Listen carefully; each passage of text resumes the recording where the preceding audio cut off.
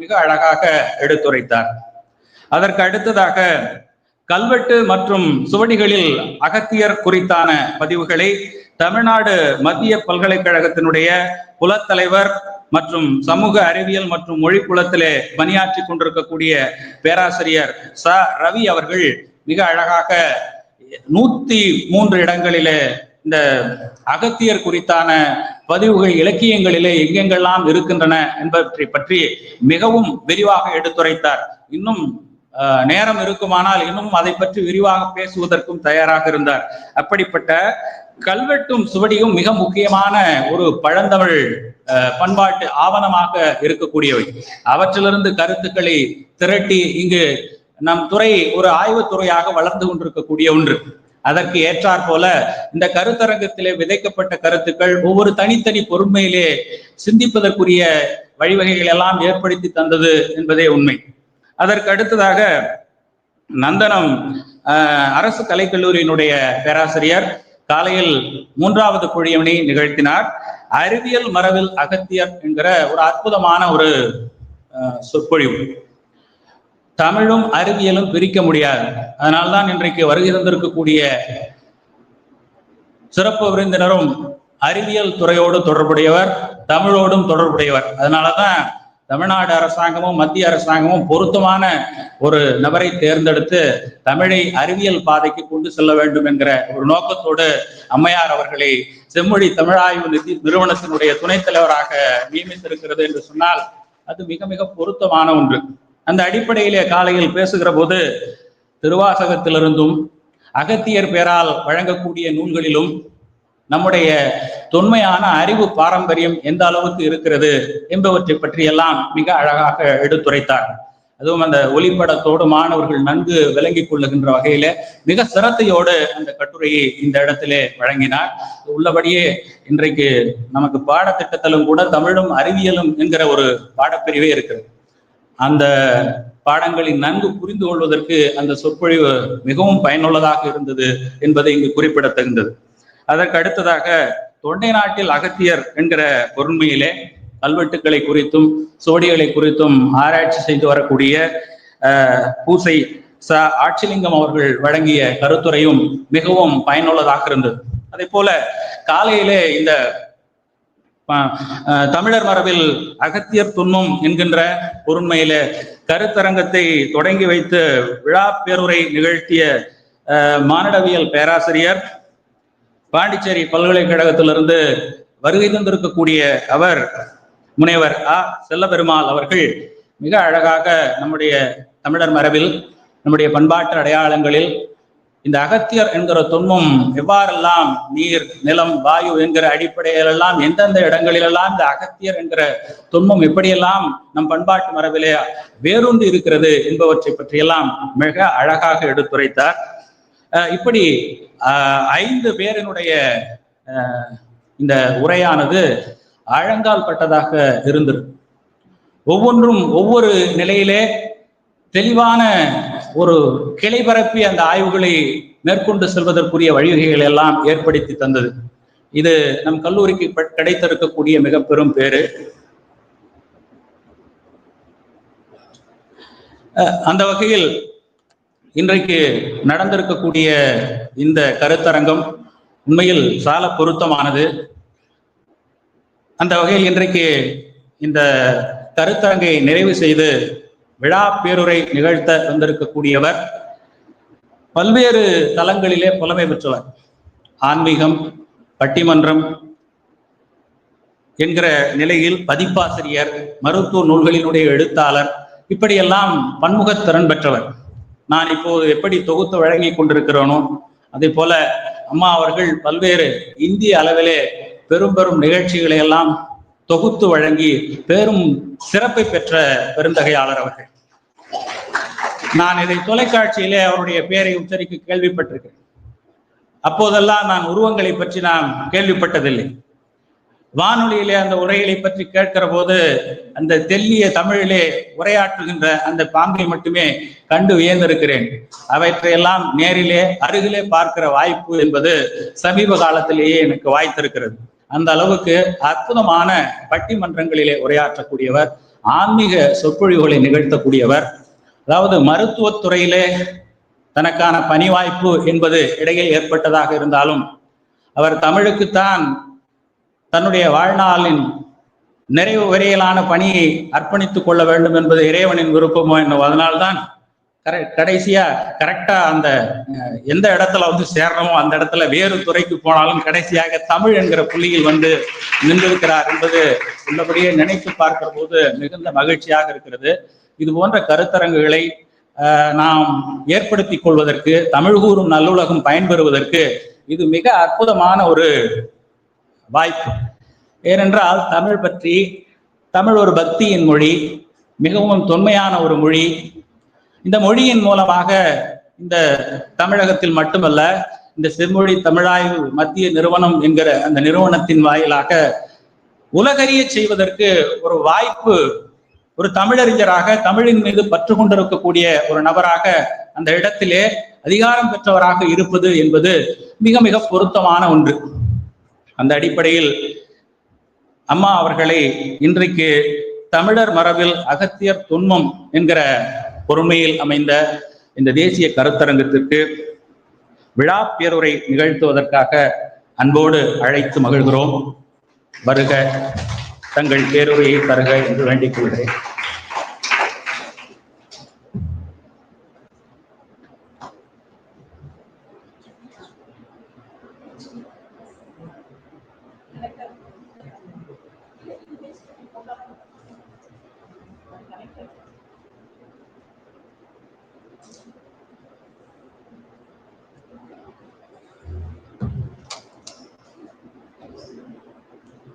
அங்க வந்துருவா, அங்க வந்துருவா.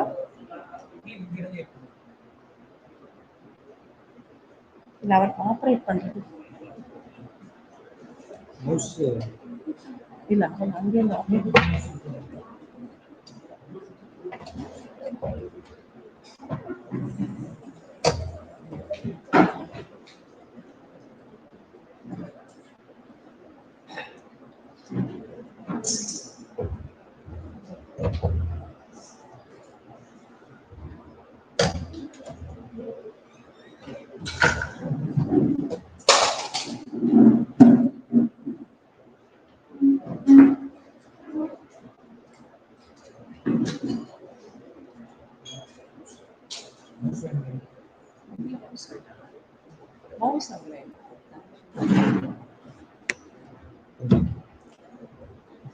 ஸ்ரீ குருபியோ நமக. அனைவருக்கும் அன்பான வணக்கங்கள். மதிப்பிற்குரிய கல்லூரி முதல்வர் அவர்களே, இந்த தேசிய கருத்தரங்கில் பங்கு பெற்றிருக்கக்கூடிய பேராசிரியர் பெருமக்களே, இதில் பல வகையான தகவல்களை தெரிந்து கொள்வதற்காக பங்கேற்றிருக்கிற மாணவ நண்பர்களே, உங்கள் அனைவருக்கும் என்னுடைய அன்பான வணக்கம். நிறைவு விழா என்கிற நினைப்பில் மட்டுமே வந்தேன். ஆனால் இங்கே இருக்கிற வசதியையும், இன்று காலையில் இதை போல ஒரு ப்ரொஜெக்ஷன் போட்டு பேராசிரியர்கள் எல்லாம் உரையாற்றினார்கள் என்பதை கேட்டவுடன் எனக்கும் அதற்கான அனுமதி கொடுக்கிறீர்களா என்று பேராசிரியர் வெங்கடேசன் அவர்களிடத்திலே கேட்டேன். அவர்கள் சரி என்று சொன்னதனால் அகத்தியரை பற்றி ஒரு சில தகவல்கள், இதுவரைக்கும் அவ்வளவாக எண்ணி பார்க்கப்படாத சில தகவல்களை உங்களோடு பகிர்ந்து கொள்ளலாம் என்கிற கருத்தில்தான் கணினியை கொண்டு வர சொல்லி அந்த படங்களை உங்களுக்கு காட்டலாம் என்று எண்ணுகிறேன். அகத்தியர் இந்த பெயரை கேட்டவுடன் ஒவ்வொருவருக்கும் அகத்தியரை பற்றி ஒவ்வொரு விதமான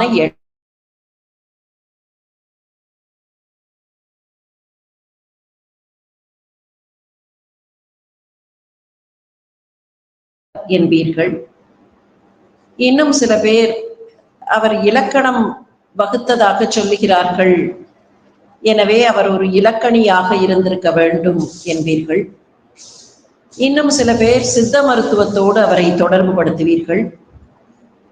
இன்னும் சில பேர் இல்லை இல்லை, நாங்கள் திரைப்படத்தில் பார்த்திருக்கிறோம், அவரை பற்றிய கதைகள் நிறைய உண்டு என்றெல்லாம் சொல்வீர்கள். ஒரு குறிப்பிட்ட வரையறைக்குள்ளே வகுக்கப்பட முடியாதவர் அகத்தியர். அகத்தியர் இவ்வளவுதான். மற்றவர்களை பற்றி கேட்டால் he was a botanist, he was a scientist, he was an administrator, he was a great man என்றெல்லாம் தனித்தனியாக பிரித்து சொல்லுவதைப் போல அகத்தியரை அப்படி ஒரு சின்ன வடிவத்திற்குள் அடக்கிவிட முடியாது. இன்று காலையிலே இருந்து இங்கே நடைபெற்றிருக்கக்கூடிய இந்த நிகழ்ச்சியில் நீங்கள் எல்லாம் அகத்தியரை பற்றி பல செய்திகளை கேள்விப்பட்டிருப்பீர்கள். உலகத்தில் இருக்கிற கடலை எல்லாம் மொத்தமாக சேர்த்து அவர் அருந்திவிட்டார் அல்லது தன்னுடைய கமண்டலத்தில் அடக்கிவிட்டார் என்று சொல்லுவார்கள். அப்படி ஒரு தகவல் பல இடங்களில் உண்டு. கவி சக்கரவர்த்தி கம்பர் கூட ஒரு கையினில் வாரி முகந்தார் என்று அதை பற்றி வர்ணிக்கிறார். ஒரே ஒரு கையில் உலகத்தில் இருக்கிற கடல் நீரை எல்லாம் மொத்தமாக எடுத்து விட்டார். இதை கேட்கும் போது நமக்கெல்லாம் வேடிக்கையாக இருக்கும். அதெல்லாம் எப்படி சாத்தியம்? இப்படி ஒரே கையில் எடுத்து குடித்து விட முடியுமா? அது உண்மையா இல்லையா என்பதை கொஞ்சம் பின்னால் பார்க்கலாம். ஆனால் கடலையெல்லாம் அகத்தியரால் ஒரு சின்ன கமண்டலத்திற்குள் அடக்க முடியும். அகத்தியருடைய பெருமையை யாராலும் ஒரு சின்ன கமண்டலத்தில் அல்லது ஒரே ஒரு துறைக்குள்ளே அடக்கிவிட முடியாது.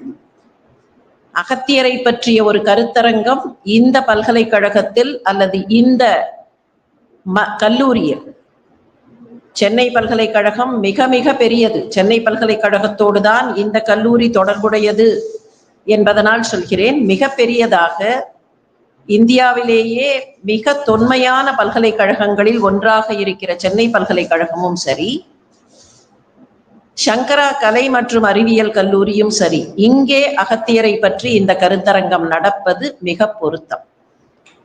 அதற்கு ஒரு குறிப்பிட்ட காரணம், நீங்கள் உங்களை சுற்றிலும் பார்க்கிற மகாஸ்வாமியின் படங்களை எண்ணி பாருங்கள். மகாஸ்வாமியை எப்படி ஒரு துறைக்குள்ளே யாரும் அடக்கிவிட முடியாதோ, நம்முடைய காலகட்டத்தில் அல்லது நமக்கு சற்று முன்பாக இருந்த காலகட்டத்தில் எல்லா துறை விஷயங்களையும் தெரிந்து வைத்துக் கொண்டு பல மொழிகளை தெரிந்தவராக, உலகத்தில் நடக்கிற பல விஷயங்களை தெரிந்தவராக எப்படி மகாஸ்வாமி இருந்தாரோ, அதே போலத்தான் பல்லாயிரக்கணக்கான ஆண்டுகளுக்கு முன்னால் பல விஷயங்களை தெரிந்தவராக, பல துறைகளை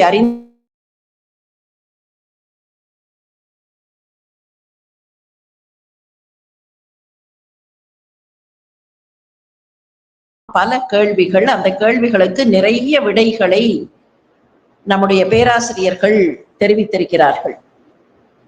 வந்து விட்டதா? நான் வந்துட்டுமா? அங்க மைக் இருக்கு இல்லையா?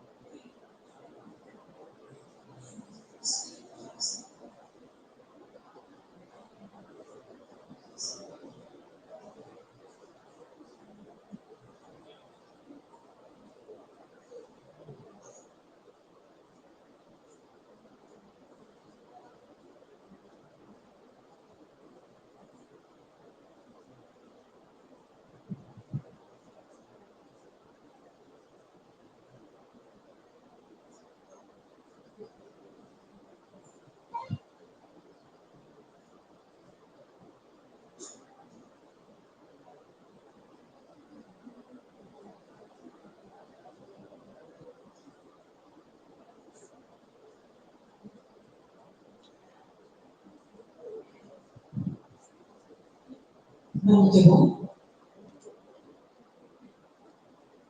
அகத்தியரை பற்றி இவைதான் வழக்கமாக இருக்கிற செய்திகள். தமிழ் மொழியினுடைய தோற்றுனர் மகாகவி பாரதியாருடைய பாடலை நீங்கள் எல்லாம் கேட்கிறீர்கள். ஆதிசிவன் பெற்றுவிட்டார் என்னை அகத்தியன் என்றொரு ஆரிய வேதியன் தான் வளர்த்தெடுத்து இந்த உலகத்திற்கு கொடுத்தான் என்பதாகவே பாரதியார் தமிழனை சொல்வது போல பாடியிருப்பார். வடமொழியிலேயும் வித்தகராக இருந்தவர் அகத்தியர். தெற்கையும் வடக்கையும் இணைத்தவர். இந்த கதை கூட நமக்கு நிறைய பேருக்கு தெரியும். வடநாட்டிலே இருந்து தென்னாட்டுக்கு வந்தார். சித்த மரபில் மூத்தவராக இருந்து சித்த மருத்துவ மரபையும் சித்தர்கள் மரபையும் தொடங்கி வைத்தவர்.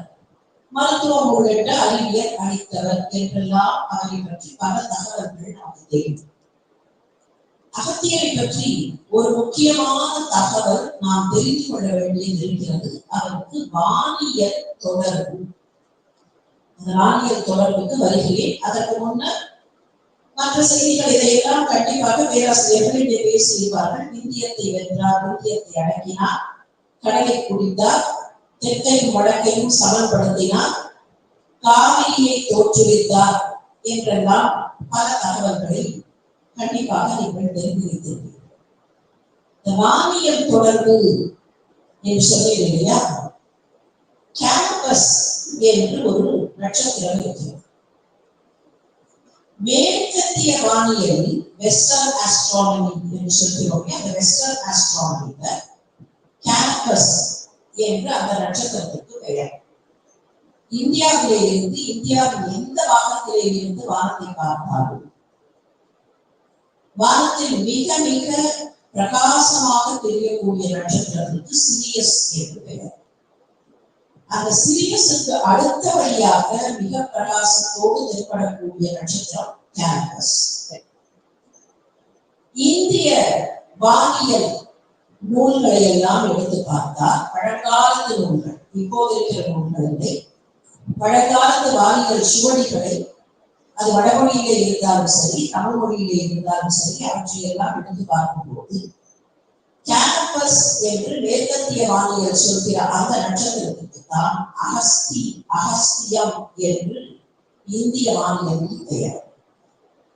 இந்த அகஸ்தி என்கிற நட்சத்திரத்தை வைத்துக் கொண்டு அகத்தியர் என்கிற முனிவர் எப்போது வாழ்ந்தார், ஏன் அந்த நட்சத்திரத்திற்கு அவருடைய பெயர் சூட்டப்பட்டது என்பதை வைத்து வானியல் ஆய்வுகள் நடந்தன. அந்த ஆய்வுகளின்படி ஏறத்தாழ 5000 அல்லது 6000 ஆண்டுகளுக்கு முன்னதாக அகஸ்தியர் வாழ்ந்திருக்க வேண்டும்.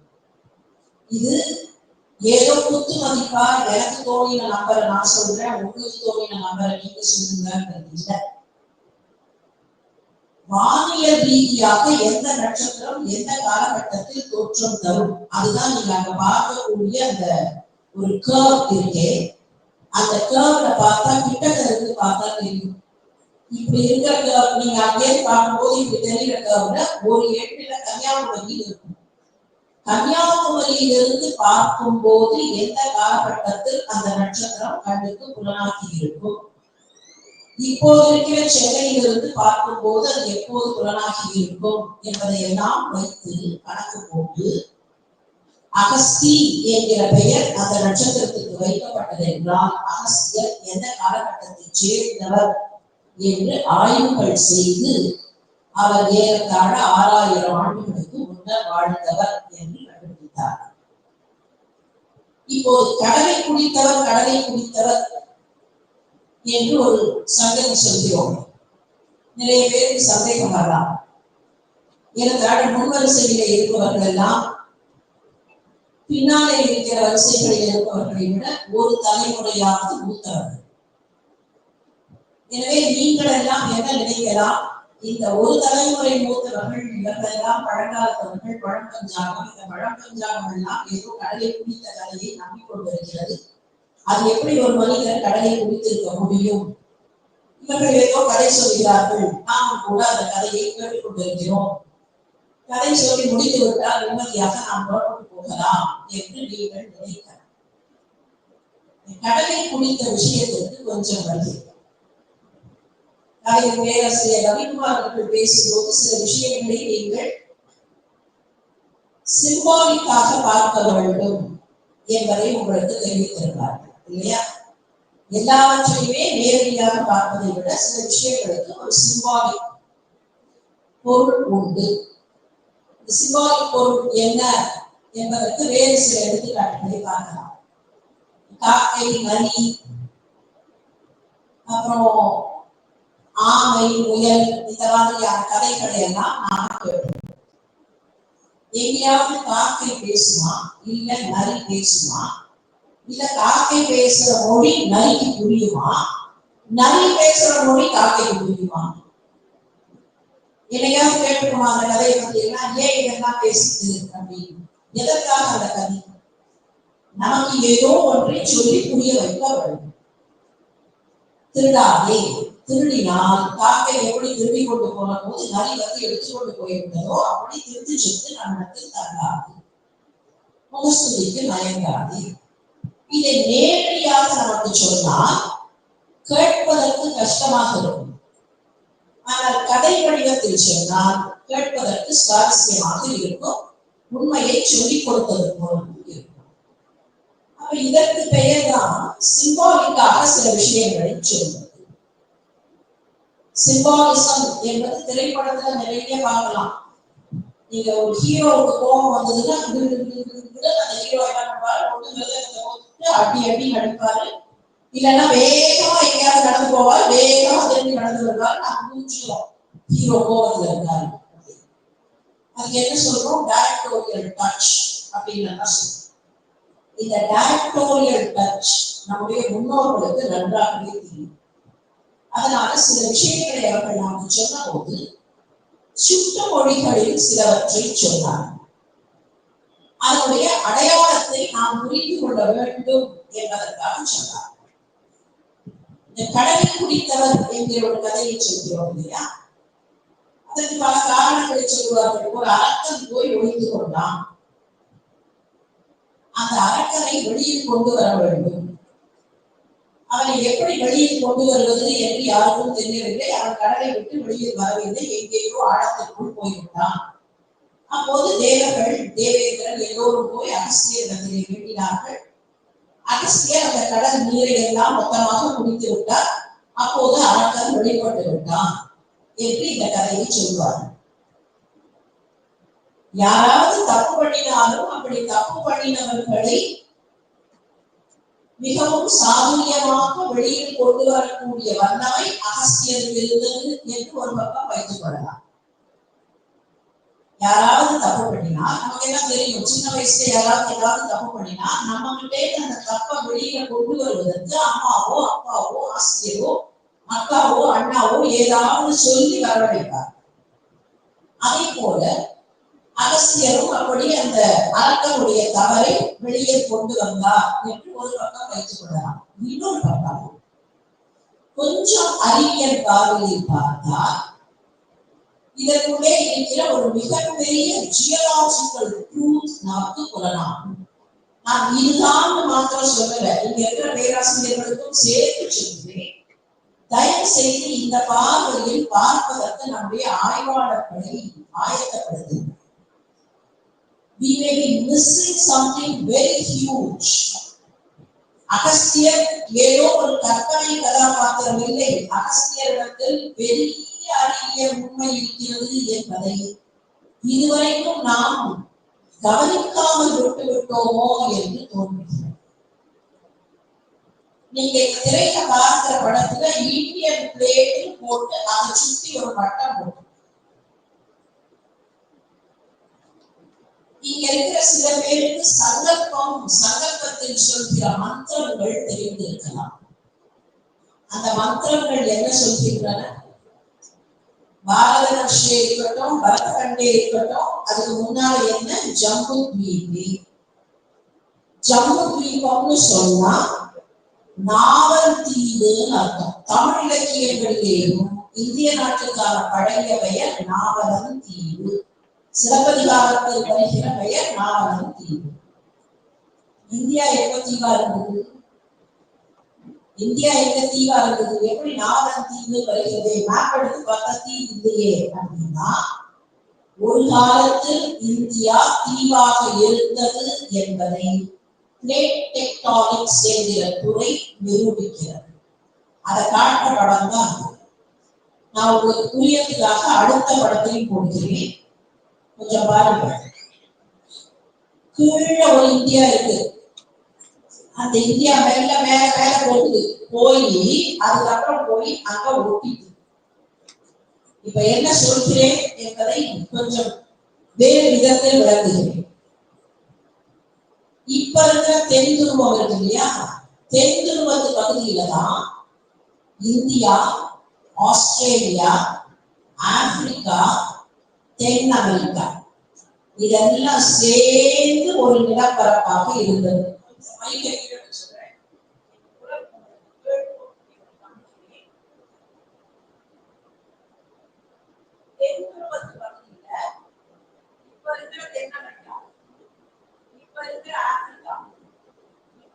இந்தியா, இப்ப இருக்கிற ஆஸ்திரேலியா எல்லாம் சேர்ந்து ஒரே நிலப்பரப்பு. அந்த நிலப்பரப்புக்கு கோல்வானா லேண்ட் பேரு. மேல இப்ப இருக்கிற ஐரோப்பா, இப்ப இருக்கிற வட அமெரிக்கா, இப்ப இருக்கிற ஆசியா, சைபீரியா உள்ளிட்ட ஆசியா இதெல்லாம் சேர்ந்து ஒரு நிலப்பரப்பு. அதுக்கு யுரேஷியான்னு பேரு. இந்த கோல்வானா லேண்ட் முதல்ல இதே ஒரு சின்ன போர்ஷன் உடைஞ்சது. அது அமெரிக்கா, தென் அமெரிக்கா அப்படியே நடந்து போய் அங்க ஒரு போர்ஷன் உடைஞ்சது. அது இந்த பக்கம் நார்த் அமெரிக்கான்னு வந்து இது ரெண்டும் ஒட்டி. இப்ப இங்க மிச்சம் என்ன இருக்கு? ஆப்பிரிக்கா இருக்கு, இந்தியா இருக்கு, ஆஸ்திரேலியா இருக்கு. இதுல ஒரு போர்ஷன் உடைஞ்சு ஆப்பிரிக்காவுல போய் இங்க இருக்கிற அந்த யுரேஷியா பகுதியில போய் ஒட்டி. இப்போ மிச்சம் இந்தியாவும் ஆஸ்திரேலியாவும் இருக்கு. கொஞ்சம் வடக்கு நோக்கி நகர்கிறது. ரெண்டா உடைஞ்சு ஆஸ்திரேலியா போச்சு, இந்தியா மாத்திரம் இப்ப இருக்கு. இந்த இந்தியா என்ன பண்ணுது? இங்க இருக்கு பாருங்க, இப்ப யுரேஷியான்னு ஒண்ணு இருக்கா இல்லையா, அந்த யுரேஷியால போய் இது ஒட்டுகிறது. அப்படி ஒட்டும் போது அதுவரைக்கும் தீவாக இருந்த இந்தியா இங்க போய் இப்ப ஒட்டி தக்கான பீடபூமின்னு அதுக்கு பேரை மாத்தி. இது எப்ப நடந்ததுன்னா மில்லியன் கணக்கான வருடங்களுக்கு முன்னால் நடந்தது. இப்படி வச்சு பார்த்தா இதுதான் இந்தியா, இங்க யுரேஷியா. யுரேஷியா இப்படி இருக்கு. யுரேஷியால அது வந்து இப்ப பிளாட்டா இருக்கிற மாதிரி இல்ல, கொஞ்சம் ஒரு சின்ன யூ, இப்படி தலமாத்தி வச்ச யூ. இந்த இந்தியா இங்க இருந்து போகிறது, கொஞ்சம் கொஞ்சமாக வடக்கு நோக்கி நகர்கிறது, இங்க போய் மோதுகிறது. அப்படி மோதிய போது இந்த விளிம்பும் ஒட்டியதால் ஏற்பட்ட மலைத்தொடர் தான் இமய மலைத்தொடர். இது நான் புதுசா கற்பனையில சொல்லல. நீங்க ஹிமாலயன் ரேஞ்சஸ் அப்படின்னு பாத்தீங்கன்னா, the youngest mountain range in the world Himalayan ranges தான். ஏன் youngest சொன்னா, மற்ற இடங்கள்லாம் செட்டில் ஆனதுக்கு அப்புறம் தான் இந்தியன் பிளேட் போய் ஒட்டுகிறது. அதனாலதான் அந்த படத்தை காட்டும் போது இந்தியன் பிளேட் அப்படின்னு போடுவாங்க. இதெல்லாம் ஒவ்வொன்றும் தனித்தனி பிளேட். இந்த பிளேட் போய் அங்க மோதுகிறது. மோதும் போது இரண்டு விளிம்புகளும் சேர்ந்ததனால் இமயமலை லேசாக உயர்ந்தது. இதுல இன்னொரு சிறப்பு என்ன தெரியுமா? இன்றைக்கும் இமயமலை ஆண்டுக்கு 2 சென்டிமீட்டர் என்கிற வகையில் உயர்ந்து கொண்டேதான் இருக்கிறது. அப்படின்னா என்ன அர்த்தம்? இந்த ரெண்டு விளிம்பும் இன்னும் மூவ்மெண்ட்ல இருக்கு. கொஞ்சம் கொஞ்சமா 2 சென்டிமீட்டர் அது மேல ஏறிக்கொண்டே இருக்கிறது. இப்போ இந்த படத்தை பாருங்க. இந்த படத்துல பார்க்கும்போது நடுவுல இருக்கிற இந்தியாவை பாருங்க. நடுவுல இருக்கிற இந்தியாவை பார்த்தா இந்தியாவுக்கு வடக்குல ஒரு கடல் இருக்கா இல்லையா? இது ரெண்டும் வந்து ஒட்டுவதற்கு முன்னால் அந்த இடத்துல ஒரு கடல் இருந்துக்குமா இல்லையா? அந்த கடலுக்கு என்ன பெயர்? அந்த கடலுக்கு ஒரு பெயர் வைத்திருக்கிறார்கள் ஆய்வாளர்கள். அந்த கடலுக்கு டெத்திஸ் கடல் என்று பெயர். நீங்க ஜெனரல் நாலேஜ் புக்ல தான் போய் பார்த்தீங்கன்னா இத ஒரு கேள்வியாகவே கேட்பார்கள். Where was Tethys Sea? TETHY'. Tethys Sea. இப்ப எண்ணி பாருங்கள், யுரேஷியா பிளேட்னு சொல்றேன், அங்கதான் நம்ம கங்கை நதி அதெல்லாம் இருக்கிற பகுதி.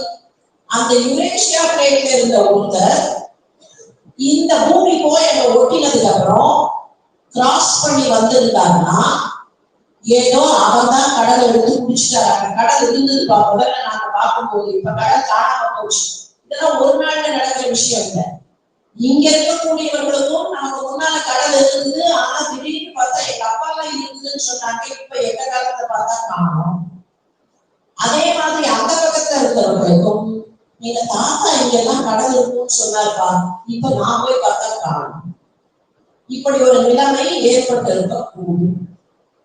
கடலை குடித்தார் அகத்தியர் என்று சொல்லுவதே இந்த நூற்றாண்டு மாற்றங்கள் அல்லது மில்லினிய மாற்றங்கள் ஏற்பட்ட போது கடல் காணாமல் போனதை வைத்துக் கொண்டு சொல்லுவதாக இருக்கலாம்.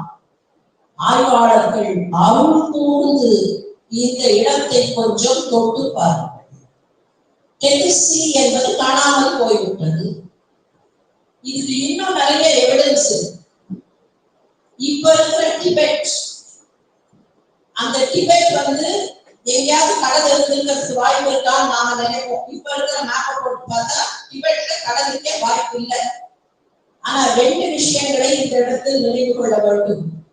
இப்போதும் கூட திபெத்தியர்கள் தங்களுடைய முன்னோர்களுக்கு கடன் செய்வதாக இருந்தால் ஒரு குறிப்பிட்ட இடத்தை காட்டி அந்த இடத்தில் கடல் இருந்தது, நாங்கள் எங்களுடைய பிதிர்க்கடன்களை அங்கே கழிக்கிறோம் என்கிறார்கள். எங்கே இருந்தது கடல்?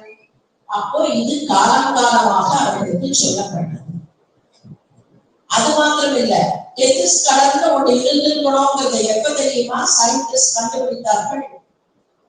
இமயமலையில போய் ஆய்வு செய்யும் போது இமயமலையில் கடலுக்கு அடியில் இருக்கக்கூடிய சில ஜீவராசிகளின் எலும்புக்கூடுகள் கிடைக்கின்றன. எப்படி அங்க வந்திருக்க முடியும்? அப்ப இது ஒரு காலத்துல கடலாக இருந்து மேலே தூக்கிய பகுதி. இப்ப இந்த படத்தை பாருங்க. நீங்க பார்க்கறதுல மேல இருக்கிற படம், மேல ஒரு பீஸ் இருக்கு, கீழே ஒரு பீஸ் இருக்கு. கீழே இருக்கிற பீஸ் தான் இந்தியன் பீஸ் போய் ஒட்டுகிறது. அப்படி ஒட்டும் போது இதுல இந்தியா போய் ஒட்டுகிறது. அப்படி ஒட்டும் போது இந்த போர்ஷன் பாருங்க, இது மேல இருந்தது, இது இப்ப கீழே போகிறது. நீங்க அந்த படத்துல பார்த்தா தெரியும், அந்த ஆரோஸ் எல்லாம் போட்டுப்பாங்க. இது இப்படி இருக்கு, இப்படி இருக்கிறது இப்படி போய் ஒட்டாம இது இப்ப கீழே போகிறது. சப்டக்ஷன் பேரு, ஜியோலாஜிக்கல் சப்டக்ஷன். இந்த சப்டக்ஷன் நடந்ததுனால உயரமாக இருந்த விந்தியம் கீழே போயிற்று, விந்தியத்தை அடக்கினார் என்கிற அந்த சங்கதிக்கும் பொருந்தி வருகிறது. இப்ப இதையெல்லாம் வைத்து பார்த்தால் அகத்தியர் அறிவியலில் எத்தனை பங்களிப்புகளை, எத்தனை விஷயங்களை தன்னுடைய தொடர்பில் வைத்திருந்திருக்கிறார் என்று கண்டுபிடிக்க முடியும். எனவே விந்தியத்தை அடக்கினார் என்பதும் கடலை குடித்தார் என்பதும் ஏதோ கற்பனையில் சொன்ன விஷயங்கள் இல்லை. அதற்கு பின்னாலே மிகப்பெரிய அறிவியல் இருக்கிறது. இந்த அறிவியல் விஷயங்களை நாம இன்னும் கொஞ்சம் வருஷத்துல கண்டுபிடிச்சு உலகத்துக்கு சொன்னா இன்றைக்கு உலகத்தில் தடுமாறிக் கொண்டிருக்கிற பல இடங்களுக்கு தீர்வு கிடைக்கும். ஜியோலாஜிக்கலா சில விஷயங்கள் இன்னமும் தெரியல, என்ன செய்வதுன்னு தெரியல. ஒரு எர்த்குவேக் வந்தா என்ன செய்வது, சுனாமி வந்தா என்ன செய்வதுன்னு தெரியல.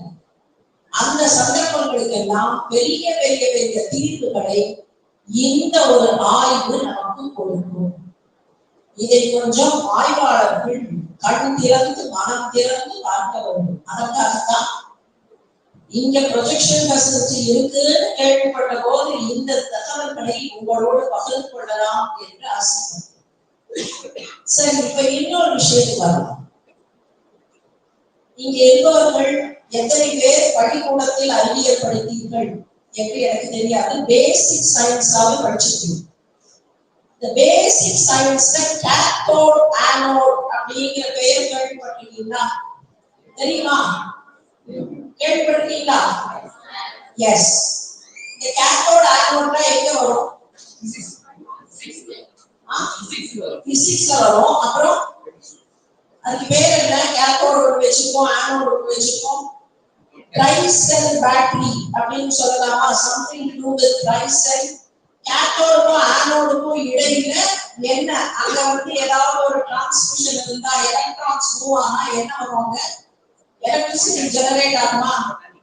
ஆகுமா? வருமா இல்லையா? ரைட். இது அகஸ்திய சமிதை என்கிற நூலில் இருக்கிற ஒரு சின்ன ஸ்லோகம். இந்த ஸ்லோகத்தை உங்களில் பலர் படிக்கக்கூடும், படிக்க முடியாதவர்களுக்கு நான் படிக்கிறேன். சம்ஸ்தாப்ய மிருத்மயே பாத்ரே தாமிர பத்ரம் சுசம்ஸ்கிருதம். முதல்ல என்ன சொல்லியிருக்கு? மிருத்மயே பாத்திரம். மிருத்னா மண்ணு, மண் பாண்டம். ஒரு மண்பாண்டத்தை சரியாக வைத்துவிட்டு அதுல தாமிர பத்திரம். தாமிர பத்திரம்னு சொன்னா அர்த்தம் தகடுன்னு வச்சுக்கலாம். ஒரு தாமிர பத்திரத்தை, ஒரு தாமிர தகட்டை, செப்பு தகட்டை வைக்க வேண்டும். அதுக்கப்புறம் என்ன செய்யணும்ன்றதுதான் அடுத்த வரி. அடுத்த வரியில ஒரு வார்த்தை வருகிறது. சாதனே சிகி கிரீவேன சார்தாபிஹி. பிரச்சனை இங்கதான் வந்து அகஸ்திய சமிதையில் இருக்கிற இந்த ஸ்லோகத்தை சுமார் 120-130 ஆண்டுகளுக்கு முன்னர் ஒரு பிரிட்டிஷ்காரர் பார்த்தார்.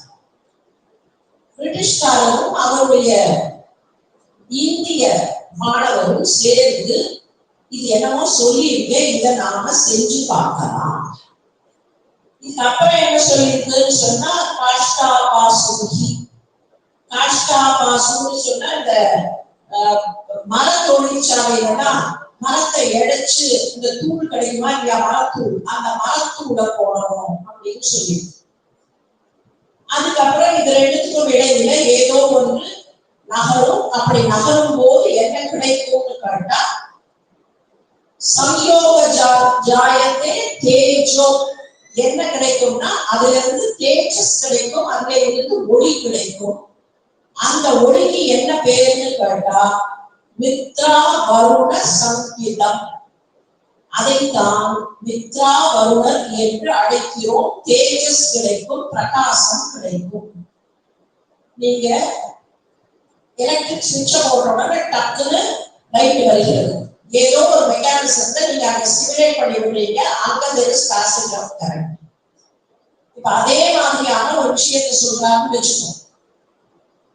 இந்த ரெண்டையும் இணைக்கும் போது ஏதோ ஒன்று வருகிறது, அது பிரகாசமாக இருக்கிறது. அதற்கு மித்ரவருணம் என்று பெயர். அந்த பெயர் என்னன்னு விட்டுருக்கலாம். நாம எலக்ட்ரிசிட்டி சொல்லலாம், அவர் மித்ரவருணம்னு சொல்லியிருக்கலாம். ஒவ்வொருத்தரும் ஒவ்வொரு விதமான பெயரை சொல்லலாம்.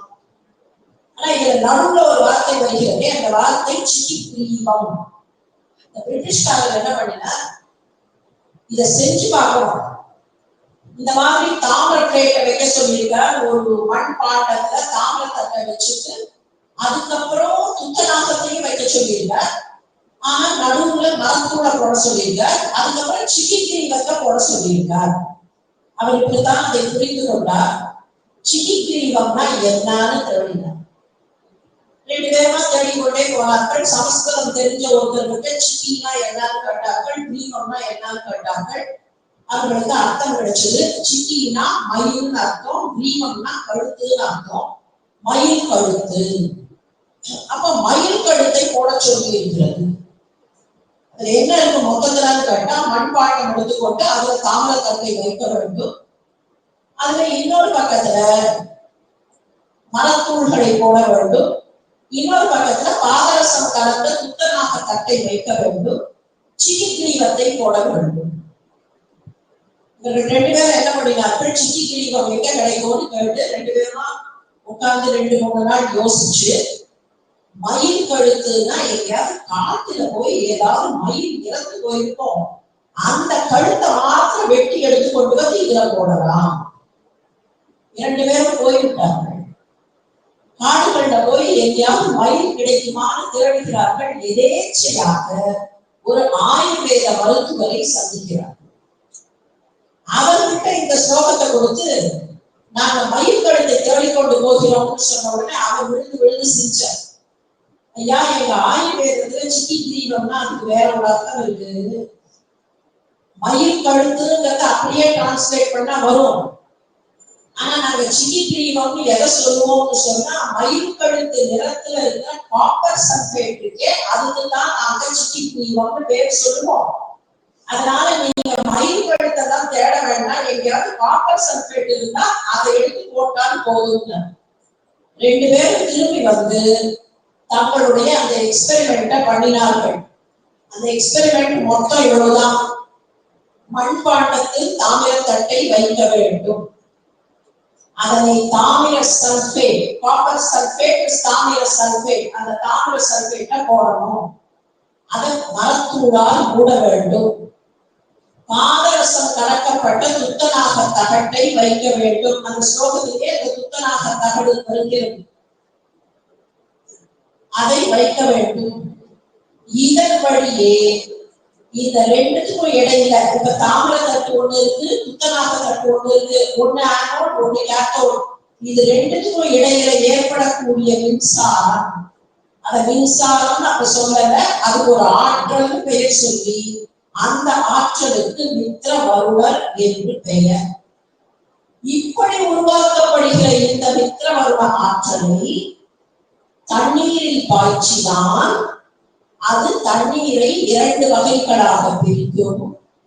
ஒன்று உதாரவாயு என்கிற ஹைட்ரஜன் மாலிக்யூல், இன்னொன்று பிராணவாயு என்கிற ஆக்சிஜன். H2O தானே, H2O பிரிச்சா இந்த பக்கம் H போகும், அந்த பக்கம் O போகும். H என்ன பெயர் வைத்தார்னா ஹைட்ரஜனுக்கு உதான வாயு. உதாரணம்னா மேல போகுதுன்னு அர்த்தம். இப்ப கூட நீங்க ஆகாய விமானத்துக்கு ஏர்போர்ட்ல போய் பாத்தீங்கன்னா உடான் அப்படின்னு தான் சொல்லுவாரு. இதோட நெருங்கல அந்த அகஸ்திய சமிதையில இதுக்கப்புறம் ஒரு பாட்டு வருகிறது, ஒரு ஸ்லோகம் வருகிறது. அந்த டீடைல்ஸ் கூட போகல. ஒரு குறிப்பிட்ட வகை பட்டு பையை எடுத்து அந்த பையை எப்படி எல்லாம் நீங்க சாதாரணமா ஒரு துணியை எடுத்து பை வச்சா அது திக்கா இருக்கிறதுக்கு லைனிங் கொடுத்து அதுக்கப்புறம் அதுக்கு டிசைன் வச்சு எல்லாம் பண்ணுவீங்க இல்லையா, அந்த மாதிரி ஒரு பையை உருவாக்கி அந்த பையில இந்த உடான வாயுவை அடைத்தால் அது மேலே பறக்கும்.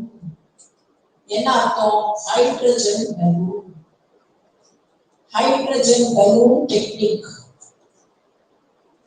அந்த ஸ்லோகத்துல இருக்கிற விஷயத்துடைய இல்லஸ்ட்ரேஷன் இதுதான். நீங்க பாருங்க, copper plate becomes the anode. On the other side you have the zinc plate which becomes the cathode. அங்க பாருங்க, காப்பர் சல்பேட் அதே கலர்ல போட்டு காப்பர் சல்பேட். காப்பர் சல்பேட்டை போடுறதுக்கு முன்னால எந்த டிரான்ஸ்மிஷனும் இருக்கக்கூடாதுங்கிறதுக்காக, அது மாத்திரம் இல்லை, இது மண்பாண்டம், அது வெடித்து விடக்கூடாதுங்கிறதுக்காக கீழே மரத்தூளை போட்டு அதுக்கப்புறம் காப்பர் சல்பேட் முதல்ல போடக்கூடாது, அப்புறம் காப்பர் சல்பேட்டை போட்டாதான் there will be transmission of electrons from one to another. அது வரைக்கும் எலக்ட்ரான் போகாது. எலக்ட்ரான் போக ஆரம்பிச்சதுன்னா எலக்ட்ரிசிட்டி ஜெனரேட் ஆகும். இப்ப அகஸ்தியர் என்ன சொல்றது? இந்த அகஸ்திய சமிதையில இருக்கிற ஸ்லோகம் என்ன சொல்லலாம்? Agastya was the forerunner of a tri-cell battery. சொல்லலாமா? Agastya was the forerunner of electrical physics. சொல்லலாமா? நாம கண்ணை மனதை திறந்து கொண்டு பார்த்தால் அகத்தியர்களுக்கு நிறைய விஷயங்கள் கிடைக்கும். அதனால்தான் அகஸ்தியரை பிசிசிஸ்ட்னு சொல்ல முடியாது, கெமிஸ்ட்னு சொல்ல முடியாது, அஸ்ட்ரானமர்னு சொல்ல முடியாது, கிரமேரியன்னு சொல்ல முடியாது, தமிழ் புலவர்னு சொல்ல முடியாது, வடமொழி புலவர்னு சொல்ல முடியாது. இது எல்லாம் சேர்ந்தவர், எல்லாம் சேர்ந்தவர். அவர் தொடாத துறை இல்லை, தொட்டு துலங்காத துறை இல்லை. அதே மாதிரி இன்னும் ஒரே ஒரு எக்ஸாம்பிள் சொல்றேன். இது முழுக்க ரிக்வேதத்தில் இருக்கிற ஒரு சூக்தம். ரிக்வேதத்தினுடைய முதல் மண்டலத்தில் இருக்கிற 190வது சூக்தம். 169வது சூக்தம் முதல் 190வது சூக்தம் வரை அகஸ்தியர் பெயரால் இருக்கக்கூடிய சூக்தங்கள். இந்த 190 நான் ஏன் ஸ்பெசிபிக்கா எடுத்தேன்னா, கடைசி லைன்ல ஒரு விஷயம் வரும். சுற்றி இருக்கிற விஷயங்களை பற்றி சொல்லிக்கொண்டே வருபவர் இந்த சூக்தத்துல கடைசியில என்ன சொல்கிறார்? கண்ணுக்கு புறப்படாமல், உலகத்திற்கு ஆனால் தெரியும். உலகம்னா இந்த இடத்துல பிரபஞ்சத்துக்கு தெரியும், இருக்குன்னு தெரியும். ஆனா என் கண்ணுக்கு தெரியல. கடைசி வரி பாருங்கள். அதிருஷ்டா விஸ்வ திருஷ்டா. அதிருஷ்டானா, திருஷ்டானா கண் பார்வை, அதிருஷ்டானா என் கண்ணுக்கு தெரியாமல், ஆனா விஸ்வத்திற்கு தெரிந்த மாதிரி. விஸ்வத்திற்கு தெரிந்த மாதிரினா இட் இஸ் தேர், நம்ம கண்ணுக்கு தெரியல, அது இருக்கு. எதை பற்றி சொல்கிறார் தெரியுமா? நான் உங்ககிட்ட ஒரு கேள்வி கேட்கிறேன்னு வச்சுக்கோம்.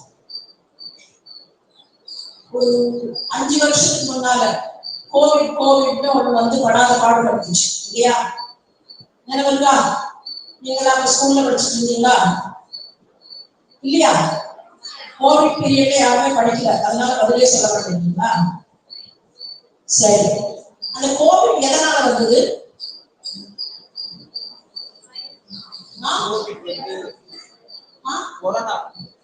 கொரோனா என்னது? பெரியவங்க சொல்லாதீங்க, கொஞ்சம் நீங்களாம் கொஞ்சம் பேசாம. என்னது? வைரஸ். வைரஸ் எப்படி இருக்கும்?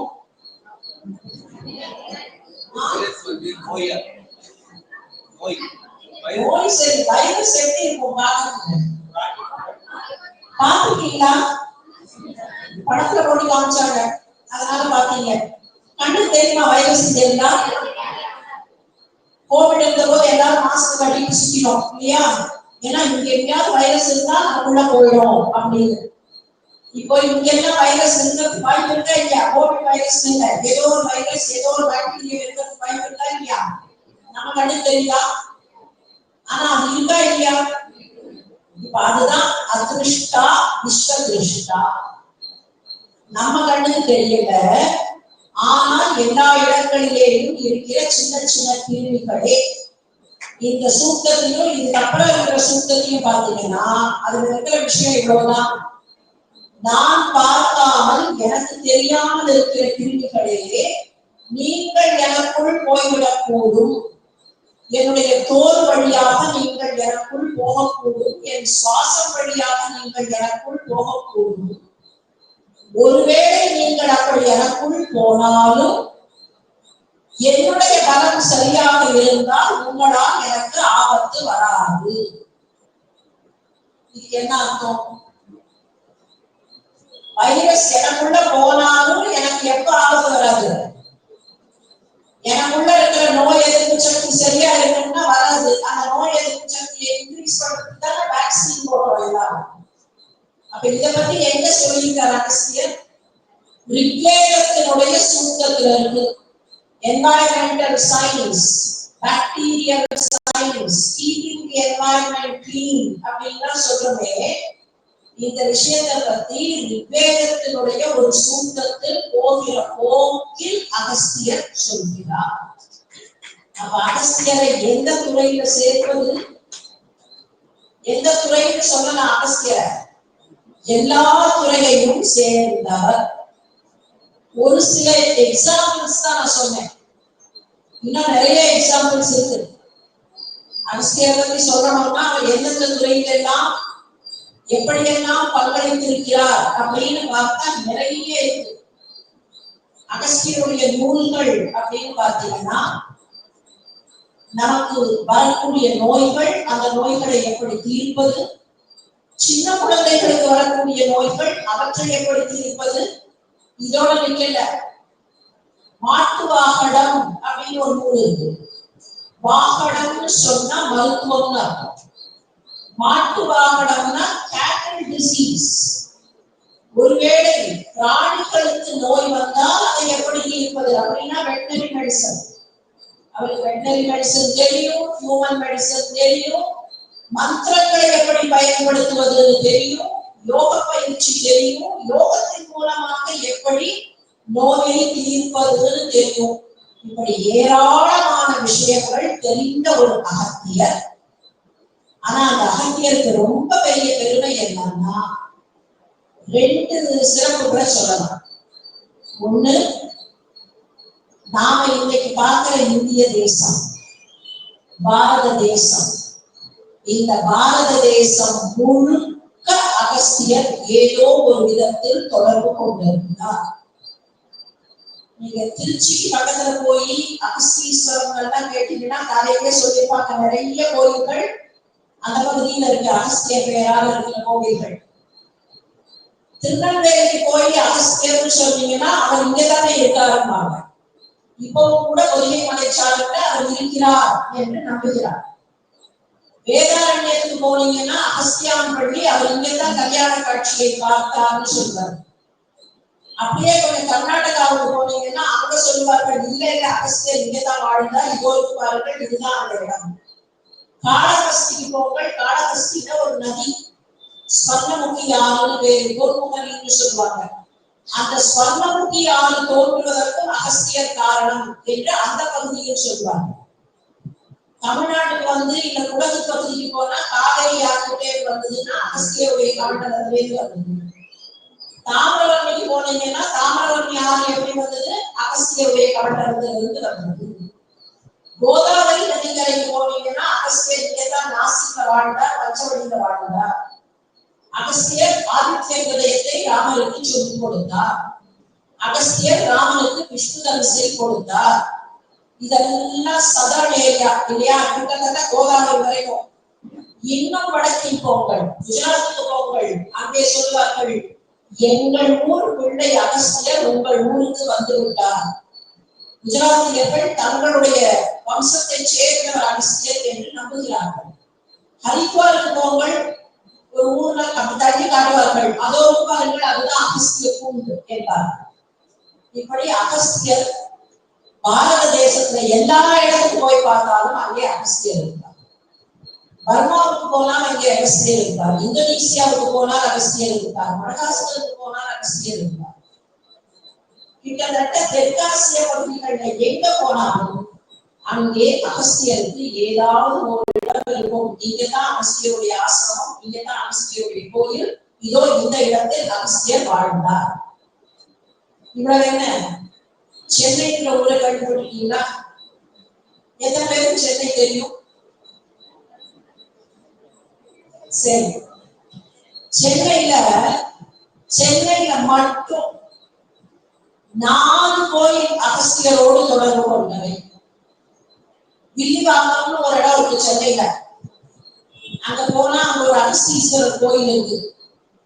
அந்த ஸ்தல புராணம் என்னன்னு போய் கேட்டா அங்க சொல்லிக்கிறார்கள், வாதாபி வில்வலன்னு 2 பேர் இருந்தாங்களா இல்லையா, அந்த 2 பேர் அகஸ்தியர் அடிச்சாரு, அது இந்த இடம் தாங்க, வில்வலன் பேரால தாங்க இருக்கு வில்லிவாக்கம்னு பேர் வந்ததுன்னு அவர்கள் எழுதி வைத்திருக்கிறார்.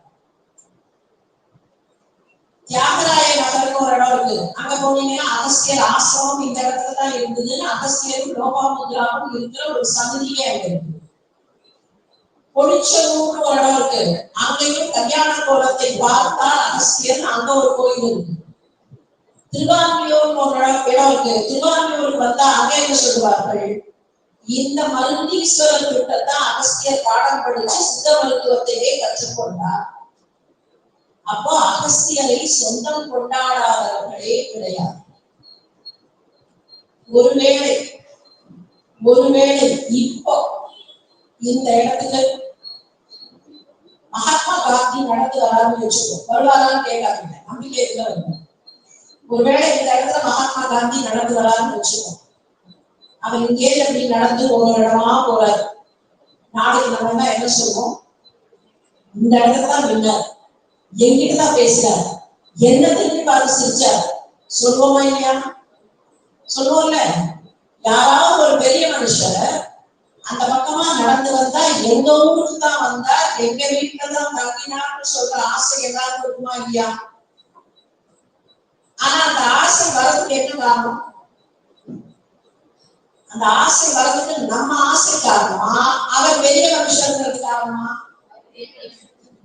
அகஸ்தியரை பத்தி எல்லாரும் அவர் இங்கதான் இருந்தார், எங்க ஊர்ல இருந்தார், இங்கதான் அகஸ்தியர் ஆசிரமம், இங்கதான் கோயில்னு சொல்றதுக்கு என்ன காரணம்?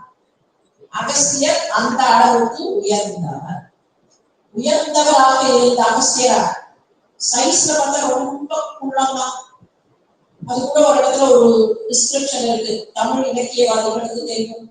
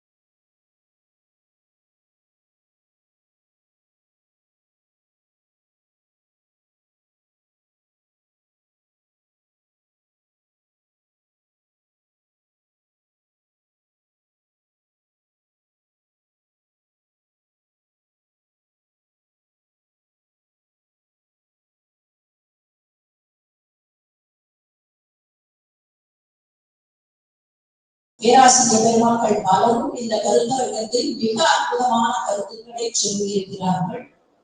அவர்களுடைய கருத்துக்கள் எல்லாம் உங்களுக்கு வளம் சேர்க்கும் என்பதில் எந்த விதமான ஐயமும் இல்லை. நான் இந்த பேராசிரியர்களுக்கு வைக்கக்கூடிய ஒரு சின்ன வேண்டுகோள், இன்றைக்கு நீங்கள் இந்த மாணாக்கர்களுக்கு என்ன உரையாற்றுவீர்களோ அவற்றையெல்லாம் அருள் கூர்ந்து எழுத்து வடிவத்திலே செம்மொழி திறனாய்வு நிறுவனத்திற்கு அனுப்பி வைக்கும். செம்மொழி திறனாய்வு மத்திய நிறுவனம் அவற்றையெல்லாம் உங்கள் பெயரையும் சேர்த்து தொகுத்து பதிப்பிக்க ஆர்வமாக இருக்கிறது. எனவே தயவு செய்து உங்களுடைய அந்த கட்டுரைகளை எவ்வளவு நீளமாக இருந்தாலும் பரவாயில்லை, நீங்கள் அதை உரைக்க வேண்டாம். தக்க ஆதாரங்களோடும் தக்க அகச்சான்றுகளோடும் அவற்றையெல்லாம் முழுமையாக நீங்கள் எங்களுக்கு அனுப்பி கொடுக்குமாறு உங்களை பணிவோடு வேண்டிக் கொள்கிறேன். இந்த கருத்தரங்கில் பங்கு கொண்ட மாணாக்கர்கள் அனைவருக்கும் உங்களுடைய வாழ்க்கையில் எல்லா வகையான வெற்றிகளையும் நீங்கள் மேலும் மேலும் பெற வேண்டும் என்ற வாழ்த்துக்களை தெரிவித்து, இந்த தேசிய கருத்தரங்கம் நடைபெறுவதற்கு பல வகையிலேயும் முயற்சிகளை எடுத்திருக்கக்கூடிய கல்லூரி முதல்வர் உள்ளிட்ட பேராசிரியர் பெருமக்களை நெஞ்சார பாராட்டி, உங்களுடைய பணிகள் மேலும் மேலும் சிறப்பதற்கு மகாஸ்வாமியும் ஆச்சாரிய பாரம்பரியமும் நிறைவான ஆசைகளை தர வேண்டும் என்று பிரார்த்தித்து எல்லோருக்கும் நன்றி கூறி விடைபெறுகிறேன். நன்றி.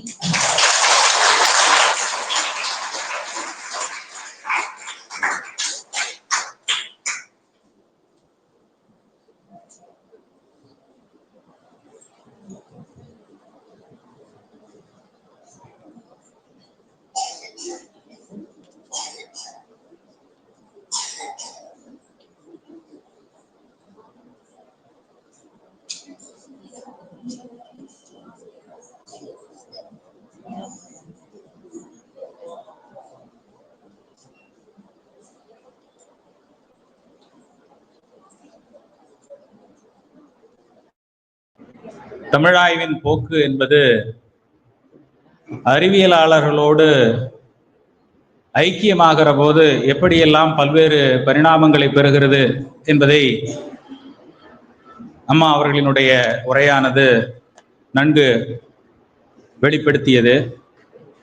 தமிழ் ஆய்வில் வையாபுரி பிள்ளை, கைலாசபதி, சிவத்தம்பி, இப்படி பல்வேறு ஆளுமைகள் பல்வேறு பொருண்மையிலே பார்த்திருக்கிறார்கள். உளவியல் நோக்கு, மானடவியல் நோக்கு, வானியல் நோக்கு, தாவரவியல், விலங்கியல் என்றெல்லாம் பல்வேறு துறைகளிலே இந்த தமிழை அணுகி இருக்கக்கூடிய போக்கினை நாம் தமிழாய்வு உலகத்திலே பார்த்து வருகிறோம். அந்த வகையிலே இது அடுத்த கட்ட பரிணாமம்.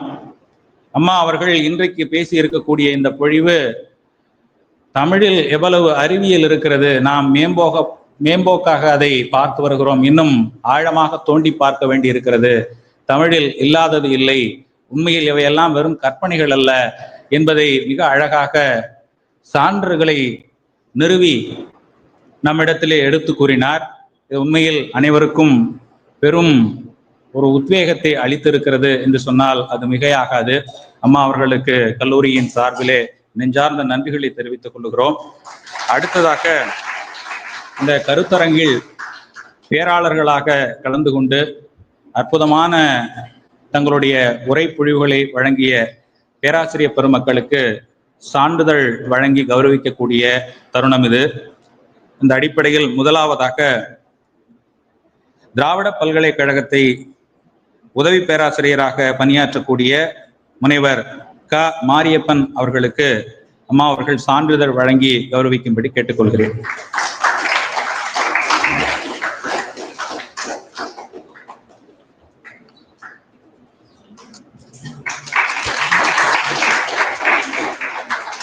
அடுத்ததாக பூசை ஆட்சிலிங்கம் ஐயா அவர்களை அழைக்கிறேன்.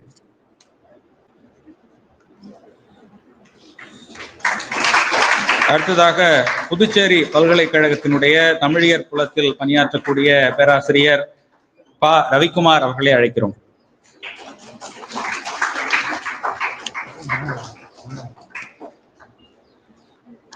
அடுத்ததாக ஏனாத்தூரில் இருக்கக்கூடிய SVMV நிகர்நிலை பல்கலைக்கழகத்தின் தமிழ் துறையில் பணியாற்றி கொண்டிருக்கக்கூடிய பேராசிரியர் முனைவர் கவிதா அவர்களை அழைக்கிறோம்.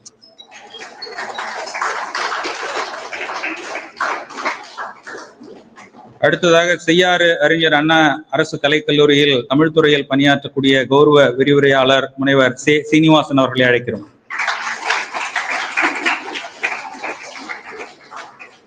அடுத்ததாக கீழம்பியில் இயங்கிக் கொண்டிருக்கக்கூடிய காஞ்சி ஸ்ரீ கிருஷ்ணா கலை மற்றும் அறிவியல் கல்லூரியினுடைய பேராசிரியர் முனைவர் ராஜேஸ்வரி அவர்களை அழைக்கிறோம். அதே கல்லூரியை சார்ந்த முனைவர் மகாலட்சுமி அவர்களை அழைக்கிறோம்.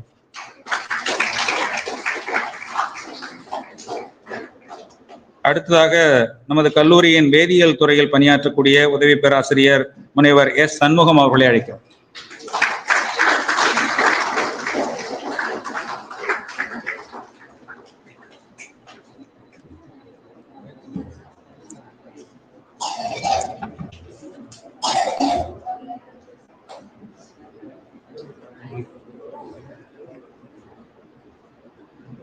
விழாவின் அடுத்த நிகழ்வாக இந்த ஒரு நாள் தேசிய கருத்தரங்கம் மிகச் சிறப்பாக நிறைவு பெற்றிருக்கக்கூடிய தருணத்தில் இதற்கெல்லாம் உறுதுணையாக இருந்த அத்துணை பேருக்கும் நன்றி கூறுகின்ற தருணம்.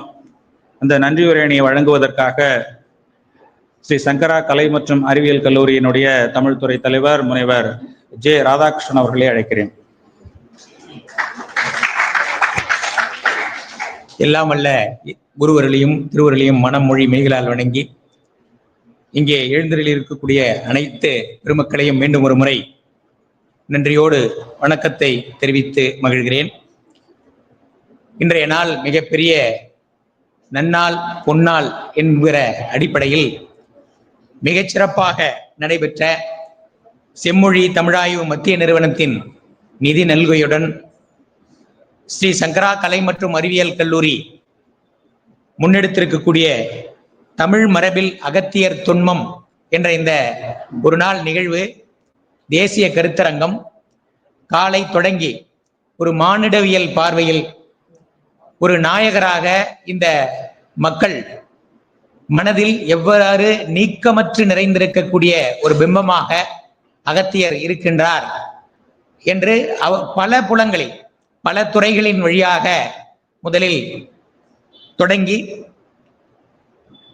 தொடர்ச்சியாக அவர் இலக்கண இலக்கியங்களிலே, கல்வெட்டுகளிலே, சுவடிகளிலே, அறிவியல் பார்வையிலே, கோயில் வழிபாட்டு மரபுகளிலே எவ்வாறு இருக்கின்றார் என்ற அந்த தொடர்ச்சியில் அம்மா அவர்கள் இங்கே உரையாற்றிய அந்த உரை என்பது மிகச்சிறந்த நிலையில் இந்திய பாரம்பரியத்தில் ஒரு அறிவியல் பின்புலத்தோடு ஒவ்வொரு புராணத்திற்கு பின்பு காலையில் தொடங்க போது பேசிய போது ஒரு தொன்மத்தை, ஒரு புராணத்தை வெறுமனே கற்பனை என்று மட்டும் பார்த்துவிட முடியாது. அந்த கற்பனைக்குள் மிகப்பெரிய உண்மைகள் ஒளிந்திருக்கின்றன என்பதைத்தான் நமது தொன்மவியல் கோட்பாடு முன்வைக்கிறது, நவீன கோட்பாடுகள் முன்வைக்கிறது என்று சொன்னதை ஒப்ப அதற்கான விடையாக மிக அற்புதமான உரையை நிகழ்த்தினார்கள். அவர்களுடைய அந்த சிந்தனை, அவர்களுடைய செயல்பாடு, அவர்களுடைய இந்த காட்சிப்படுத்துதல் என்பது ஒரு இவ்வாறு தொகுத்துக் கொள்வதற்கு நமக்கு ஒரு வாய்ப்பாக அமைந்திருக்கிறது. இந்திய மனத்தில் தொடர்ச்சியாக எல்லோரும் தன்னோடு இங்கு வாழ்ந்தவர், இங்கு வசித்தவர், இங்கு வாழ்கிறவர் என்று அவரை கொண்டாடுகிற மனம் எவ்வாறு வாய்த்தது, எவ்வாறு அவர்களுடைய புராணங்களில் எல்லாம் நிலைத்த ஒரு கதாபாத்திரமாக அகத்தியர் இருக்கின்றார் என்பது அவர் ஒரு இந்த இந்திய ஒருமைக்கு ஒரு உருவாக்கத்தின் முன்பாக இருந்த ஒரு பேராளுமை, அவருடைய முன்னோடித்தன்மை அனைத்து மனங்களிலும் தவிர்க்க முடியாமல் தொடர்ச்சியாக இருந்து கொண்டிருக்கிறது என்பதைத்தான் அது காட்டுகிறது. அந்த ஆழ்மனதில் அவர்களுடைய தொல் மனதில் இந்திய பரப்பு முழுவதிலும் இருக்கக்கூடிய ஒரே இன மக்களாக, ஒரே ஒரு மரபினை சார்ந்தவர்களாக இருந்தவர்களுடைய தொடர்ச்சி. இரண்டாவது அவருடைய டிராவல், அவருடைய பயணம், அந்த பயணம் நெடுக்க பயன்பட்டவர்கள், அவருடைய தொல்மனதுகளில் எல்லாம் அவர் உறைந்திருப்பதை அந்த அவருடைய புராண, அவருடைய தொன்மங்கள் நமக்கு எடுத்துரைக்கின்றன என்பதைத்தான் அம்மையார் அவர்களுடைய இந்த உரை முழுமையான நிலையில் ஒரு நிறைவை நமக்கு இந்த கருத்தரங்கத்தின் ஒரு செறிவான முன்னோட்டமாக, ஒரு ஓவரால் மதிப்பீடாக, ஒரு முடிவுரையாக, ஒரு நிறைவுரையாக அது வழங்கி இருக்கிறது என்று நாம் பார்க்கிறோம். அந்த வகையில் அவரை பெரிதும் கொண்டாடிய, அவருடைய பணுவல்கள் பெரிதும் இந்த தமிழ் பரப்பில் இருந்திருக்கிறது என்பது ஒரு பெருமிதமான உணர்ச்சி. இந்த தொடர்ச்சியில் தமிழர்கள் எவ்வளவு தூரம் பயனடைந்திருக்கிறார்கள், அதனுடைய தொடர்ச்சி, அவர்களுடைய நன்றி உணர்ச்சி அவருடைய தொல் மனதிலிருந்து எவ்வாறு வெளிப்பட்டு கொண்டிருக்கிறது என்பதைத்தான் இன்றைக்கு எழுதுகிற ஒரு நல்ல பிரதியை கூட, இன்றைக்கு வருகிற ஒரு நல்ல ஒரு பணுவலை கூட அவர் பெயரால் வழங்குவதன் மூலம் சமூகம் பயன்பெற வேண்டும் என்ற சிந்தனைப்பாட்டிற்கு அவர்களை ஆட்படுத்தி இருக்கிறது என்ற ஒரு உணர்ச்சியை, ஒரு தொடர்ச்சியை இந்த கருத்தரங்கம் நமக்கு வெளிப்படுத்தி இருக்கிறது என்று சொல்லி, இந்த அற்புதமான வாய்ப்பை நமக்கு வழங்கியவர்கள் செம்மொழி தமிழாய்வு மத்திய நிறுவனத்தின் வழியாக அம்மையார் பேராசிரியர் டாக்டர் சுதா சேஷன் அம்மா அவர்கள் நமக்கு வழங்கியதற்கு மிகுந்த நன்றிகளை இந்த நேரத்திலே நாங்கள் பதிவு செய்து மகிழ்கிறோம். இது ஏராளமான மாணவர்களுக்கு இந்த கருத்து கோவைகள் கொண்டு செல்லப்படக்கு இருக்கிறது. இங்க இருக்கக்கூடியவர்கள் நூற்றுக்கணக்கானவர்களாக இருக்கலாம், இது ஆயிரக்கணக்காக கோடி அளவிலே பெருகக்கூடிய ஒரு கருத்து வளத்தை, ஒரு நல்ல கருத்து என்பது அது பெருக்கத்தை, அதனுடைய பரவலுக்கு ஒரு முத்தாய்ப்பான விஷயமாக இருக்கும் என்ற ஒரு சின்ன விஷயமா இருந்ததுனாலும் அது ஆற்றல் உள்ளதாக இருக்கிற போது அது பரவும் என்ற நிலையிலே அதற்கு ஒரு வாய்ப்பை வழங்கி இருக்கக்கூடிய அம்மையாருக்கு மீண்டும் ஒரு முறை நன்றியை தெரிவித்துக் கொள்கிறோம். அதே போல முதல்வர் இந்த கருத்தரங்கத்தை பற்றி சொல்லுகிற போதே அம்மா சொன்ன நாள்ல நடத்தினோம், 4 நாள் 5 நாள், அந்த தேதியை மாற்றக்கூடாது, செய்யலாம், நம்ம பண்ணிடலாம் அப்படின்னு எங்களுக்கு ஆக்கமும் ஊக்கமாக இருந்த எங்கள் முதல்வர் ஐயா அவர்கள் தொடக்கும் போதே சொன்னார், இவையெல்லாம் புத்தகமாக தொகுக்கப்பட வேண்டும், நாமளே பதிப்பு செய்யலாம்.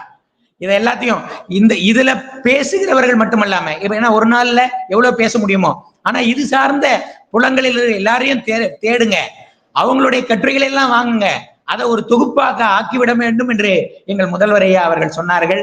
அத அம்மையார் அவர்களே நாம செம்மொழி நிறுவனத்தின் மூலமாக வெளியிடுவோம் என்று சொன்னது மிகுந்த மகிழ்ச்சியை அளிக்கிறது. அதற்காக நாங்கள் மீண்டும் ஒரு முறை நன்றி கடன் பட்டிருக்கிறோம் என்பதை இங்கே தெரிவித்து மகிழ்கிறோம். இந்த ஊக்கம் ஒரு நிதி வர்றது முன்னாடி பின்னாடி இருக்கலாம், ஆனா அதை சிறப்பாக செய்யணும், சரியான நேரத்தில் செய்யணும், சிறப்பா செய்யணும்னு எங்கள் முதல்வர் ஐயா அவர்கள் தொடர்ச்சியாக இந்த விடுமுறை நாள்களிலும் கூட எங்களை ஊக்கப்படுத்தி நெறிப்படுத்தி இந்த செம்மையான நிலையிலே இதை நடத்துவதற்கு எங்களுக்கு வாய்ப்பளித்த பேராசிரியர் முனைவர் கலைராம வெங்கடேசன் ஐயா அவர்களை நாங்கள் இந்த நேரத்திலே நன்றி பாராட்டி மகிழ்கிறோம்.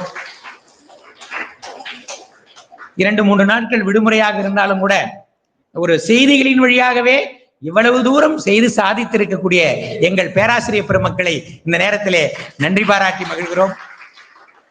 இத்தனை நேரம் அதை எதையும் மெய்வருத்தம் பாரார் என்ற அந்த தொடர் இருப்பது போல எதையும் எதிர்பாராமல் மிகச்சிறப்பாக பணியாற்றி இருக்கக்கூடிய எங்கள் பேராசிரியர் பெருமக்கள் எல்லாவற்றையும் கேட்டு கண்டு பலருக்கு கொண்டு சேர்க்க வேண்டும் என்று காத்திருக்கக்கூடிய எங்கள் மாணவ செல்வங்கள் அனைவருக்கும் இந்த நேரத்திலே எங்களுடைய நன்றிகளை தெரிவித்துக் கொள்கிறோம்.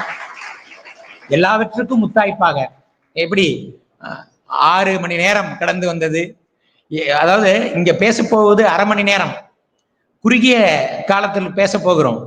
ஆனால் இதற்காக 2-3 நாட்கள், 2 நாளுக்கு முன்பாகவே இங்கே வருகை தந்த ஐயா திராவிடர் பல்கலைக்கழக பேராசிரியர் ஐயா மாரியப்பன் ஐயா அவர்கள் கிட்டத்தட்ட 6 மணி நேரம் ட்ரெயின் கிடைக்கல, ஏன்னா குறுகிய காலத்துல ஏற்பாடு செஞ்சிருக்கோம், ட்ரெயின் கிடைக்கல, பேருந்து கிடைக்கல, சாதாரண பேருந்துல கூட வந்துடுறேன் அப்படின்னு முயற்சி பண்ணி அதுவும் கிடைக்காம போக, அப்ப ஒரு மகிழுந்து ஏற்பட கிட்டத்தட்ட செலவு அதிகம், திருவாரூர்ல இருந்து வரணும், கிட்டத்தட்ட 6-7 மணி நேரம் கடக்கணும், அதையும் பொருட்படுத்தாமல் வருகை தந்திருக்கக்கூடிய எங்கள் பேராசிரியர் ஐயா ரவி ஐயா அவர்களுக்கு, அதே மாதிரி பல்வேறு பணிகள் மானிடவியல் துறையில் பெரும் பங்களிப்புகளை எல்லாம் செய்து பல நிலைகளில் கருத்தாளராக ஆய்வாளராக இந்திய அளவில் பயணப்பட்டு கொண்டே இருக்கக்கூடிய பேராசிரியர் ஐயா செல்லபெருமாள் ஐயா அவர்களும் இதற்கு பெரும் முக்கியத்துவத்தை கொடுத்து காலையிலே சரியான நேரத்திற்கு வந்து முழுமையான நிலையிலே கவனித்து எல்லோருக்கும் ஆலோசனையை வழங்கக்கூடிய பேராசிரியர் ஐயா செல்லபெருமாள் ஐயா அவர்களுக்கும் எங்களுடைய நன்றிகளை இந்த நேரத்திலே பதிவு செய்கிறோம். அதே மாதிரி நவீனத்திற்கு நவீனமாக தொன்மைக்கு தொன்மையாக நம்ம தமிழ் புலத்தில் ஒரு திறனாய்வு பார்வையில் பார்க்கக்கூடிய மிகச்சிறந்த பேராசிரியர் ஐயா ரவிக்குமார் ஐயா அவர்களுக்கும் எங்களுடைய நன்றிகளை தெரிவித்துக் கொள்கிறோம். அவரை அதாவது நான் சொல்லிட்டேன், வராம விட்டுற மாட்டேன், ஏன்னா அவருடைய மகிழ்ந்து சிக்கல் தந்து விட்டது, எது தந்தாலும் நான் பேருந்து பிடிச்சாது வந்துடுவேன், சரியா வந்துடுவேன் அப்படின்னு வந்து காத்திருந்து நம்ம அந்த எந்த கஷ்டத்தையும் ஒரு ஏற்பாட்டாளருக்கு எந்த கடினத்தையும் தந்துவிடக்கூடாது. ஏன்னா ஒரு ஏற்பாடு என்பது எவ்வளவு பெரிய சிரமமான காரியம், அதுலயும் குறுகிய காலத்தில் செய்யறோம், அதுலயும் யாருக்கும் இந்த தொந்தரவும் தந்துடக்கூடாது என்று செய்து வந்து எங்களை காத்த இந்த அற்புதமான கருத்துரைகளை வழங்கிய ஐயா பேராசிரியர் ரவிக்குமார் ஐயா அவர்களுக்கும் எங்களுடைய நன்றிகளை தெரிவித்துக் கொள்கிறோம். அதே போல இது ஒரு நல்வாய்ப்பாக பயன்படுத்தி கொண்டு ஒரு அற்புதமான படக்காட்சிகளை எல்லாம் போட்டு அந்த மொழிவள பயிலரங்கத்திலும் சரி, இங்கே காலையில் நடந்த அறிவியல் பார்வையில் அம்மாவை போலவே அறிவியல் பார்வையை ஒரு படக்காட்சிகளின் வழியாக எளிமையாக நகைச்சுவை உணர்வோடு குறுகிய காலத்திலே விரிவான கருத்துக்களை கொண்டதாக ஐயா பலராமன் ஐயா அவர்கள் மிகச்சிறப்பாக ஒரு உரையை வழங்கினார்கள். அவர்களுக்கும் இந்த நேரத்திலே எங்களுடைய நன்றிகளை தெரிவித்துக் கொள்கிறோம். இதே போல ஒரு கல ஆய்வாளராக இங்க இருக்கக்கூடிய கோயில்கள், அகத்தியரோடு தொடர்புடைய கோயில்களை கல ஆய்வுகள் செய்து நூலாக வெளியிட இருக்கக்கூடிய ஐயா புலவர் பூசை ஆட்சிலிங்கம் ஐயா அவர்கள் மிகச்சிறந்த கருத்துரைகளை வழங்கினார்கள். அவர்களுக்கும் எங்களுடைய நன்றிகளை இந்த நேரத்திலே பதிவு செய்து மகிழ்கிறோம். அதே போல குறுகிய காலம் எல்லா நிலைகளிலும் பணியாற்றி கொடுக்கக்கூடிய எங்களுடைய அனைத்து பணியாளர்களையும், இவற்றை எங்களுடைய சங்கரா தமிழ் என்று சொல்லக்கூடிய ஊடகத்திற்காக யூடியூப் சேனலுக்காக பதிவு செய்து கொண்டிருக்கக்கூடிய எங்கள் தமிழ்துறை மாணவர்கள் அனைவருக்கும் எங்களுடைய நன்றிகளை தெரிவித்துக் கொள்கிறோம். வெளிக்கல்லூரிகளிலிருந்து வருகை தந்திருக்கக்கூடிய பேராசிரியர்கள், மாணவ செல்வங்கள் அவர்களுக்கும் எங்களுடைய நன்றிகளை தெரிவித்து நிறைவு செய்கிறோம். நன்றி, வணக்கம்.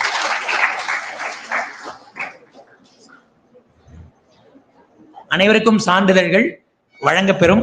இப்பொழுது மாதிரிக்காக சான்றிதழ்கள் வழங்கி இருக்கிறோம் என்பதை தெரிவித்துக் கொண்டு